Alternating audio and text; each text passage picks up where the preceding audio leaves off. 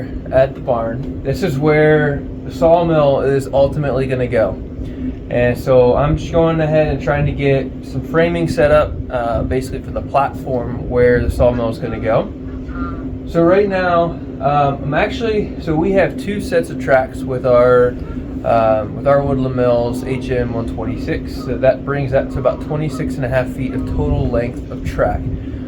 I'm not going to run all of that. We don't have really the need for all of that, for the length of that. So the majority of what we're going to use is going to be really 16 foot and less. So with that being said, I don't really need all of that extra track. So the extra track section that's sitting back here, I'm actually going to leave that off. I'll just hang it up on the wall, and we can always add that on, get everything kind of situated on those circumstances where we might need to cut something a little longer. We've got it available, but I'm not going to set it up as a permanent structure just because it's kind of a waste of space. We don't really need it, and as you can see, we use this area for other things as well. So to really just add the extra section for just in case this doesn't make a lot of sense. I've got a lot of extra space here under cover that we could add it, but this is also a pass through on the barn where I run the tractor through here. This is where our wood burner is, so we stack, there's a lot more firewood inside of there as well. And so with that, I want to be able to have access here, and I don't want to have stuff obstructing it. We've got a concrete pad here as well, so it just creates a little bit more of a nuisance, if you will. So right now, this is going to be really nice setup. It does block that door, but once I get that first section of firewood kind of moved out of the way there, it will actually be able to walk right around it. I'm not really that concerned about it. So I'm going to be pretty happy with this setup. This roof, when I installed this, I actually didn't install it with the intention of this. At the time, while I was considering a sawmill, it really wasn't in the near term or the near future plans, but that's kind of how things go here on the homestead. Is once you find a need for something, you kind of just need to put things together and make it work. So that's where we're at right now. So if I had known that, I probably would have situated this a little bit differently, but to basically unstack all that wood, move it somewhere else, it's a lot of work, doesn't make a lot of sense. So again, this is going to work perfectly fine for what we need.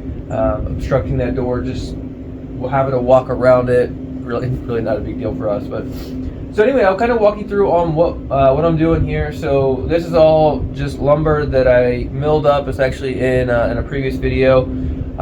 So this is all pine, and again, we're undercover, and right behind us here we actually have a very wide French drain that runs around this building, and it's gravel to grade, and so risk of water getting in here is extremely low. So if you're in an area where you're concerned about, obviously with no roof, like no cover or water being in the soil and stuff like that, you want to use treated lumber on at least the support posts, unless you're planning on replacing those every so often. But for us, yeah, we have the risk of carpenter ants, or we don't really have a lot of termites here, but termites or something like that could definitely get into the wood, and so yeah, there's that risk, no doubt about it. But for us, this is fine, and I'm willing to take that risk here.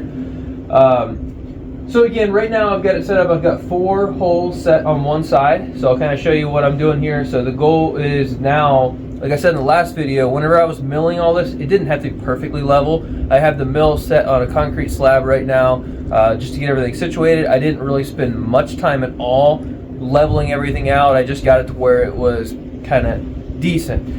This is where we're going to spend a lot of time getting things level. Not so much in this video, but I'll follow up on that, because right now we're setting posts with concrete, getting things leveled and all that. So really this video is just kind of showing you the base build, and then we'll come back once everything's secured. That's when we'll get the actual track and the mill and everything set on here, and that's where we're going to fine tune the specs and get everything level.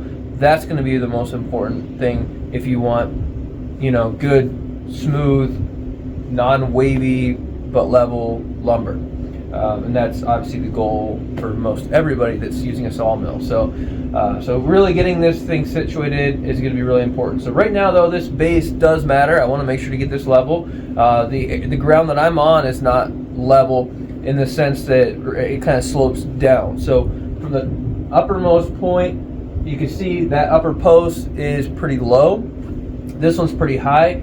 I actually kind of like that. And this actually gonna be a little bit higher yet once we put the beam on there and then the track and everything. But we've talked a little bit about it in this past videos, but some people put these mills right on the ground. So tracks can lay, as you can see the feet on the back side of that track over there, the tracks can lay right on the ground. It's perfectly fine. There's downsides to that. The bunk stops, the dogs on the other side that hold the logs in place, all that becomes a lot harder to work with. So down on the ground is not ideal for us. I don't want to work like that. But the other side of it is a lot of people will go to the other extreme and they raise it up really high. Well, there's pros and cons to that.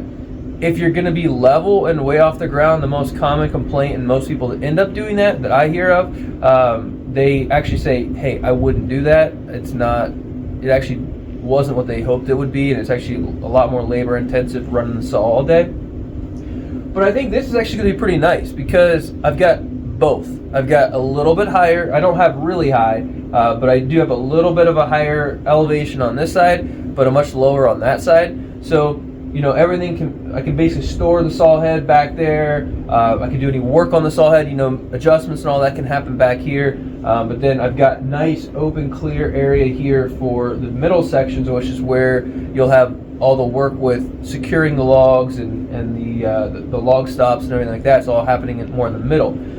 So I'm actually pretty happy with this. I think it's going to work out pretty well, but maybe I'll have to share with you my thoughts on that once we get it all built and set in here. But my initial thought is I think it's going to be pretty nice, just having that, I guess, the difference of the height. So having a low section and a higher section, just the flexibility that comes with that, I think it's going to be kind of cool. So, but right now, like I said, really the key is I've got to get this leveled out. So the way I'm doing that is right now by string. So I can always cut these down to get them like perfectly set later.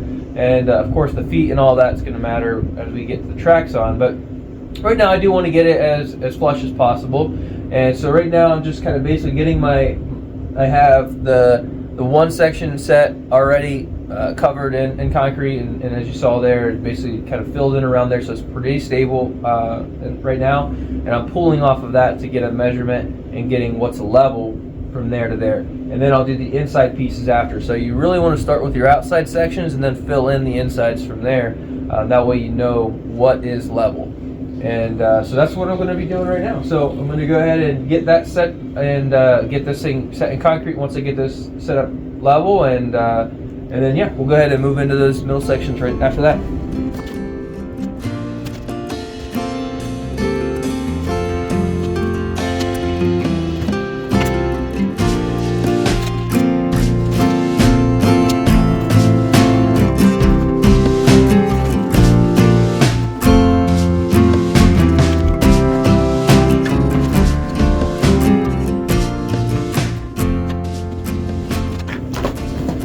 Okay, so now that I've got my first post and my last post set, got the string on there nice and tight, got everything leveled out. Now I'm going to go ahead and put in the center post, and then you want to just make sure that your lines are as close as possible. So obviously you want to make sure that if you're running the line method like this, just get your lines obviously on the right side of the board. For me, I just went on the back side, so it was wrapped as tight to that board as possible. I don't have to guess, is it a 1/4 of an inch, an 1/8 of an inch, or whatever off of the board. I just know that string is resting right on the side of the board because I've got it wrapped around the back side. And now I'm going to go ahead and set my other posts, and I want those to just line right up just like that. So with that back side of the board right on that line, and then go ahead and get those sunk in concrete as well. Just get everything leveled out. I'm going to go ahead and chop off the top of this board. This is where level is, so that's where our bunk is going to sit. So I'm going to go ahead and cut that off so we know where we're at with that. So here we go.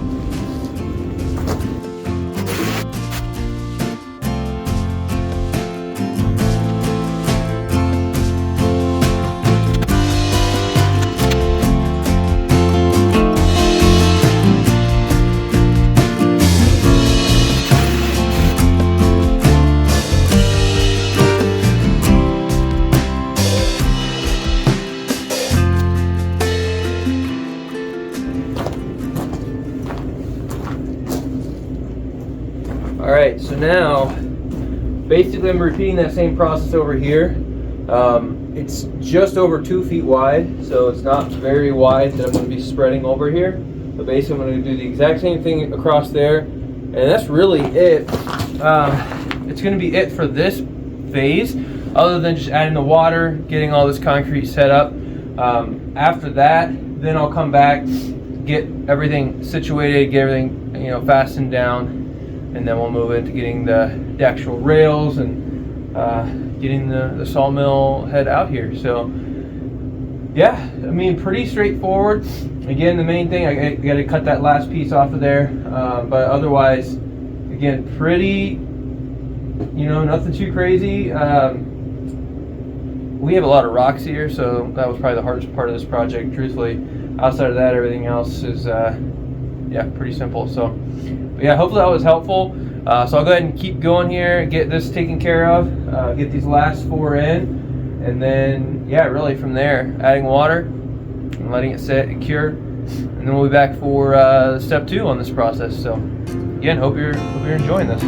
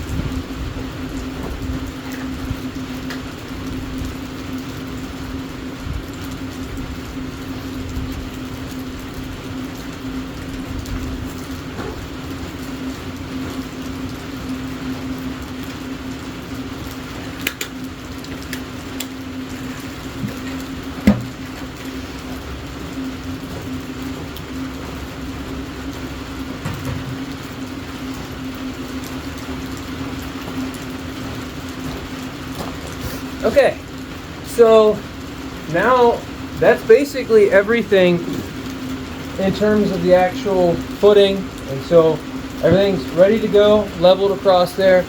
So now I'm going to go ahead and try to set a few of these up there, just kind of making sure everything looks, you know, ideal before I pour the water. But really the next step is pouring water in here.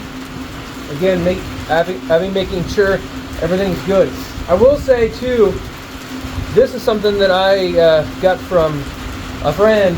Basically when I saw one of his mills, he had kind of a similar setup to this, real big timbers. but he didn't measure the inside, and so he kind of laid everything out. But then when he had the log stops that would drop down, they didn't fit. So he actually had to kind of carve those out, which isn't the end of the world. But so what I did is I just measured the inside there and just made sure that I had proper spacing on that. So once I get the timbers on top of there, those will still fit down in there, hopefully, without having to cut any of that. So just a little kind of save a step kind of thing, and you know, just have the headache of getting it all done and going, oh man, whoops, didn't measure that out. So yeah, that's pretty much it. So just in time, got some rain rolling in now. But yeah, so I'll go ahead and, like I said, just kind of get these timbers up here on the middle section, and then I still got one to mill and get for the last portion there. But I'll get these up, and yeah, that's pretty much it though for the video. So again, really appreciate you guys for watching. Hopefully this was helpful. Yeah, you know, just like and subscribe if you can. It really helps our family, helps our kids learn how to do these kinds of things. So my son Paxton's really excited for once we get this thing up and running, and to be able to come out here and just mill some stuff up. He wasn't able to be out here today to do this, but these are things that we involve our kids with. So yeah, your involvement and support really does help with that. So yeah, so if you can, we definitely appreciate that. Helps our homeschooling process, and yeah, it just helps us keep doing what we're doing here. So again, hopefully that was helpful. And then yeah, I'll bring you back in for the next steps, which is going to be to get those timbers fastened on there. I'm actually going to notch those out and basically kind of fit those together so they're not just, you know, butting up against one another. They'll actually be kind of resting on one another. And then yeah, after that, really, once we get that in place, it'll be time to get the rails out here and get the mill set up. So I'm super excited for that. That'll just require all that tweaking and getting everything leveled out. So definitely look for that video to come as well. So again, really appreciate you guys, and I'll see you on the next video.